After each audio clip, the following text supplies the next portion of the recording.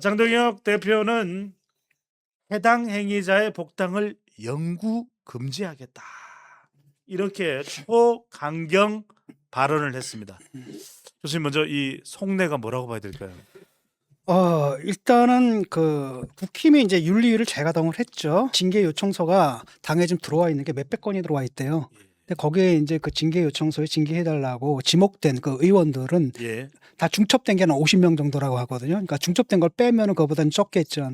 그래도 몇십 명은 될 것 같거든요. 예. 대부분 이제 어떤 사람들이겠습니까? 한동훈계나 아니면 장동혁 대표를 갖다 비판했던 뭐 중도라든지 이런 분들 양강비례. 다 포괄한 걸로 보고 있는데, 일단은 징계위가 그 대상자 선별 작업에 들어갔습니다. 예. 그래서 7월 6일 같은 날인 7월 6일 최고위원회가 열렸는데 거기서 이제 징계 가이드라인을 줬거든요.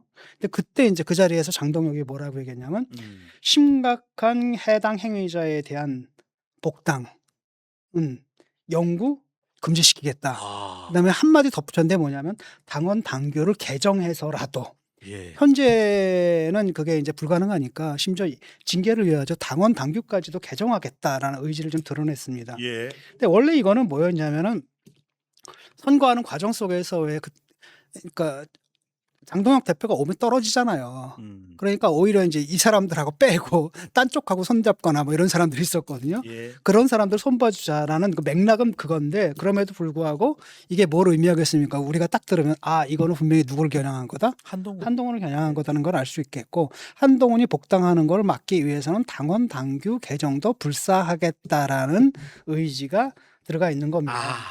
그래서 결국은 이제 기자가 물어봐요. 그럼 복당 영구 금지의 표정은 한동훈이 아니냐? 그랬더니 당 지도부 중에 한 사람이 뭐라고 얘기하냐면은 뭐라고 얘기했냐면, 그게 사실은 표적 이제 한동훈인데, 근데 결국은 그렇게 될 경우는 이게 뭐가 되냐면 그 소급 적용이 되는 거잖아요. 예. 그러니까 일단 규칙을 만들어 놓은 다음에 규칙을 위반하면 그때 때려야 되는 건데, 그게 아니라 이미 일은 벌어졌고 그 다음에 처벌하기 위한 법을 따로 만든다는 건 사실 이건 소급 금지의 원칙이거든요. 예. 그러니까 헌법에 위반됩니다. 음. 그럼에도 불구하고 그냥 가겠다라는 건데, 소급 적용하겠다라는 건데, 그래서 지금 그럼 소급 적용하겠다는 얘기냐라고 물었더니 하는 얘기가 그건 지도부에서 결정할 문제다. 라고 하니까 뭐 의지가 있는 것 같아요. 예. 그러니까 당원 당규를 개정해서라도 그래서 소급 적용해가지고 아예 복당을 막겠다라는 건데, 이 얘기가 그냥 몇몇 잔챙이들, 우리가 이름도 모르는 잔챙이들을 위한 얘기는 분명히 아니겠죠. 당대표가 한 얘기는. 그래서 내가 볼 땐 이거 분명하게 이제 한동훈을 겨냥한 것 같고, 예. 절대 한동훈의 복당은 용납할 수가 없다. 그리고 이걸 막기 위해서는 내가 당원 당규까지 개정하겠다. 그렇잖아요. 예. 그리고 요번에는 좀 다를 것 같은데, 지난번처럼 이제 마구잡이로 할 경우에 이제 뭐가 생기냐면은 법원에서 제동이 걸릴 수가 있거든요. 가처분 인용이 됐었죠. 그렇잖아요. 그때 배현진도 그랬고 김종혁도 그랬고. 예. 그러니까 이렇게 막 나가지는 못할 거라는 겁니다. 그래서 박성원 수석 대변인의 말을 딱 들어보면은 저희가 중요하게 생각하는 건 구체적인 행위에 대한 부분이다, 이렇게 얘기를 했거든요. 예. 그러니까 좁히겠다라는 거예요. 좁히겠고, 그렇다면 딱 떠오르는 사람들이 몇몇 사람들이 좀 떠오르죠. 예. 일단은 자당 후보 낙선 운동을 한 조경태. 조경태 이분이 육선이잖아요. 이분이 사실 국회 부의장에 나가려고 하다가 사실 경선에서 떨어진 거 아니겠습니까? 그때 이제 박덕흠이 나간 거죠. 박덕흠이 나갔을 때 얘만은 안 된다라고 했던 거예요. 왜냐하면은 탄핵에 반대한 사람이잖아요. 예. 그러니까 민주공화국에서 어떻게 탄핵에 반대한 사람이 국회 부의장을 맡을 수가 있느냐라고 해서 반대를 했거든요. 그 활동을 이제 문제 삼는 겁니다. 그리고 두 번째는 뭐냐면 무소속 후보를 지원한 거. 이건 너무나 뻔한 거잖아요. 한동훈을 말하는 거고, 이미 선거가 시작되기 전에 한동훈 전 대표가, 한동훈 의원이죠 지금은, 그분이 대구를 방문했을 때 따라갔던 사람들이 이미 징계위원회에 이제 올라와 있었거든요. 예. 신청서가 올라와 있었고, 그걸 다만 이제 선거 이후로 미루기로 했던 거죠. 그다음에 또 본선 딱 들어가니까 이제 대구가 아니라 이제 부산 북갑의 문제죠. 부산 북갑 가가지고 거기서 진종호 의원 같은 사람이 가장 크게 문제가 될 겁니다. 왜냐하면 진종호 의원 같은 경우에 거기에 아예 거처를 마련했다라고 하거든요. 그다음에 심지어는 그 한의원 캠프에다 자기 그 보좌관들을 파견했다는 의혹, 진짜인지 아닌지 모르겠습니다. 그런 의혹까지 있거든요. 그 밖에도 뭐 한지아 의원, 뭐 고동진 의원부터 몇몇 사람들이 더 있죠. 또 그 치킨 먹은 사람들. 이런 사람들이 이제 직접적인 타격이 될 것 같습니다. 그래서 여기에 대해서는 이제 당연히 반발이 이제 생길 수밖에 없는데 예. 그 장동혁 대표도 이제 뭐라고 얘기를 했으니까 이 장동혁 대표가 참 징계하고 싶은 사람들은 또 있거든요. 그 밖에도. 이건 이제 구체적인 행위잖아요. 예. 뭐 하나는 뭐냐면 자기를 비판했던 사람들이에요. 근데 이 자기를 비판했던 사람들이 굉장히 애매모호하거든요. 김용태예요. 예. 근데 김재섭입니다. 직접 이름을 거명했습니다. 우재준이. 우재준도 있습니다. 자기가 직접 이름을 거명을 했습니다. 네. 그런데 한 당에서 당대표를 비판을 못하게 한다, 이게 말이 안 되잖아요. 말이 안 되는 거고, 이게 북한입니까? 뭐 수령 무오류론이에요? 장동영 무오류론입니까? 이건 명분이 안 된다는 걸 압니다. 근데 이제 이 사람이 그때 뭐라고 얘기를 했냐면, 민주당에 대해서는 한마디도 못하고 당내 문제에서만 목소리를 높이는 사람들, 이렇게 예. 그런 행태다 비판을 했는데, 나중에 김재섭 의원이 딱 발표한 거 보니까, 공개한 걸 보니까 자기가 이제 SNS에 올렸던 글들 있잖아요. 쭉 봤거든. 예. 대부분 다 민주당을 공격한 거예요. 그러니까 30개는 이제 민주당을 공격하고, 거기다 이제 장동혁 비판하는 건 3개밖에 안 되거든요. 특히 정원호 저격에 혁혁한 공을 세운 그렇죠. 사람이 김재섭 아닌가요? 김재섭이 사실은 그 오세훈 당선에 가장 큰 역할을 했다고 예. 할 수가 있는 거죠. 그러니까 이거 명분이 안 되는 겁니다. 그래서 음. 자기들도 집어넣고 싶지만 이거 괜히 넣었다가는 역풍이 불 수 있다라고 하니까 이번에는 아마 범위를 좁힐 것 같아요. 그래서 자당 후보 낙선 운동을 했던 조경태, 그다음 무소속 후보 지원을 했던 진종호고, 나머지 사람들 같은 경우에는 이제 그때 그 쪽지가 공개가 됐잖아요. 문자가 공개됐잖아요. 예. 그냥 넘어갈 수는 없고 그냥 가볍게 주의 정도 주자. 이거 사실 징계라고 할 수 없는 거죠. 아마 이제 고선에서 정리가 되지 않을까. 예. 근데 여기에 대해서 이제 당연히 조경태 의원 같은 경우에는 굉장히 반발할 수밖에 없는 게, 왜냐하면 국회의원은 헌법기관이거든요. 예. 지역구의 의원들이 지역구의 그 지역구의 그 유권자들을 대표하는 사람이라는 거예요. 헌법기관이에요. 그러니까 거기서 그 국회에서는 그러니까 교차 투표도 가능한 겁니다. 그러니까 미국 같은 나라에서도 민주당 의원이 공화당에 투표하고 또 공화당 의원이 민주당에 투표하고 예. 이런 일들이 늘상 있는 거거든요. 음. 그러니까 이것 자체가 사실은 그 명분이 좀 힘들어요. 그러니까 꽤 심하긴 하겠지. 꽤 네. 심하긴 하고, 그다음에 내가 봐도 정치도 이상 이게 되나? 왜냐하면 자기 또 그 타당 그 의원들한테 전화 걸어가지고 이 사람은 안 되지 않느냐라고 예. 했는데 명분은 되거든요. 왜냐하면 음. 탄핵에 반대한 사람이 어떻게 국회에 있을 수가 있어? 그건 아니잖아요. 그건 명분은 되거든. 예. 근데 다만 이제 정치 도의상 이게 조금 애매모호한 부분이 반대급부로 또 이제 자기가 국회 부의장이 될 수도 있으니까. 그러니까 그 부분도 좀 있는 거고, 그런 부분도 있기 때문에 좀 애매모호한 부분이 있습니다. 예. 그래서 그때 조경태 의원 같은 경우는 뭐라고 얘기했냐면, 내가 무슨 당에 해를 끼쳤냐, 오히려 내가 그런 행위를 통해 아주 중도 확장에 도움이 됐고 우리가 몇몇 지역에서 이기는데 기여한 게 아니냐. 그래서 징계가 이루어지면 이제 크게 싸우겠다라고 딱 선포를 해놨습니다. 선전포고를 해놓은 거고. 근데 이게 왜 이렇게 됐느냐, 도대체 뭘 하려고 하느냐. 첫 번째로는 뭐냐면 코너에 몰린 장동혁이 마지막으로 발악하는 겁니다.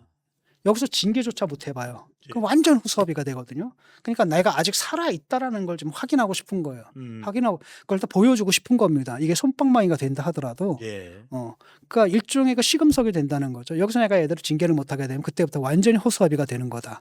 징계를 성공하게 된다면 그래도 나 좀 살아있네? 라고 생색을 좀 낼 수 있는 거다. 이렇게 판단한 거죠. 그리고 그거보다 더 중요한 건 뭐냐면 당원들이에요. 지금 보게 되면은 300건인가가 들어와 있거든요. 예. 그러니까 그 밑에서 강성 당원들이 지금 열받은 거예요. 선거 결과를 딱 받아보고 굉장히 열받은 거거든요.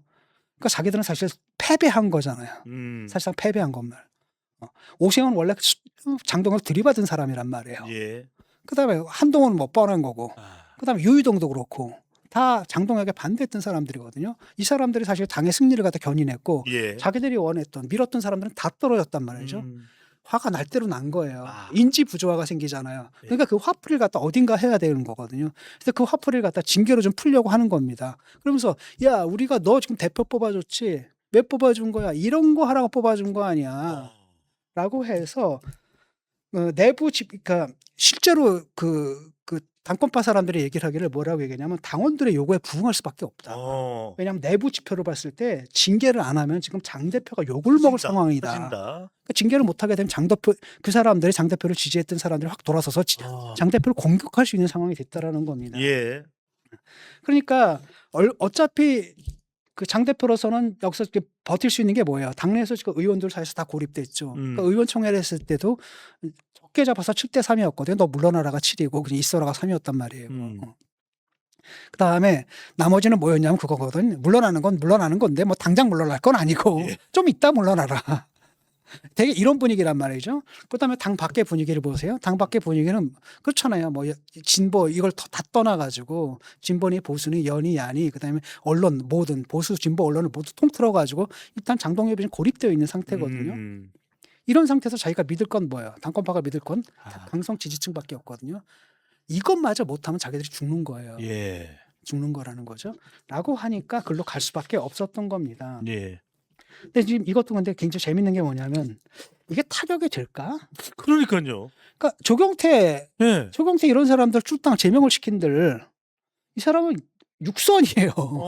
부선에서 자기 그냥 입지가 튼튼한 사람이거든요. 이런 사람들은 그냥 잘라도 거기서 다음 총선에 나오면 돼요. 또 될 수가 있는 거죠. 예. 그다음에 또 하나는 뭐냐면 장동혁한테 잘렸다라는 게 얼마나 또 명예로운 훈장이 됩니까? 이런 거라는 거고. 그다음에 진종호 정도거든요. 지금 예. 뭐 지들이 이제 제명을 하려면 명분이 좀 되는 건. 비례 의원입니다. 그러니까 진종호는 비례예요. 어차피 비례는 뭡니까? 공천 자리가 따로 있는 게 아니거든요. 예. 그러면은 진종호 입장에서는 어느 쪽에서 공천 받는 확률이 더 큽니까? 저쪽은 불가능한 거잖아요. 그럼 남은 가능성은 이쪽밖에 없는 거거든요. 한동훈 라고 했을 때 오히려 자기가 딱 제명당하면은 나 좋지. 밖에 나가는 거잖아요. 무소속이네요. 무소속이 돼가지고 나가버리는 거거든요.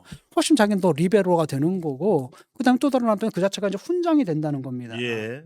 그래서, 결국은 이게 이제 타격은 되지 않을 텐데, 그럼에도 그 다음에 또 한편으로는 뭐냐, 역풍이 불 수가 있잖아요. 그나마, 그래, 그냥 지금 앉아가지고 우리가 좀 플랜 B가 없다. 대안이 없다. 그 다음 지금 와가지고 또 비대위를 꾸리려니까 이것도 만만치가 않다. 수가 없으니까 그냥 네가 그냥 거기 그 자리 차지해. 그리고 그냥 조용히만 있어. 그냥 가만히만 있어. 그냥 굴림만 해. 통치는 하지 말고 가만히만 있어. 그런데 갑자기 징계를 들고 나왔단 말이죠. 라고 하면은 그 정도의 유격을 주었던 사람들, 이른바 유토리를 주었던 이런 사람들조차도 이건 뭐야? 이건 아니지. 가만히 있으라는데 나서서 설치네.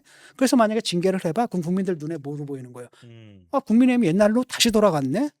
선거 전으로 다시 돌아갔네. 예. 선거의 결과로 이 당이 변할 수 있다는 희망을 줬고, 근데 선거의 결과로 이 당의 강력한 대권 후보 2명이 탄생했다. 이게 우리의 희망이다라고 결집됐던 사람들한테 어떤 사인을 주는 겁니까? 이 당은 희망이 없다는 사인을 주는 거거든요. 그러니까 그 사람들도 당연히 거기에 대해서 뭐예요? 부담을 가질 수밖에 없는 거죠. 반감을 가질 수밖에 없는 거고, 그렇게 되면은 사실은 이게 역풍이 불어가지고 장동혁 체제에 가만 놔둬서는 안 되겠다. 빨리 쫓아내야겠다라는 생각을 하는 겁니다.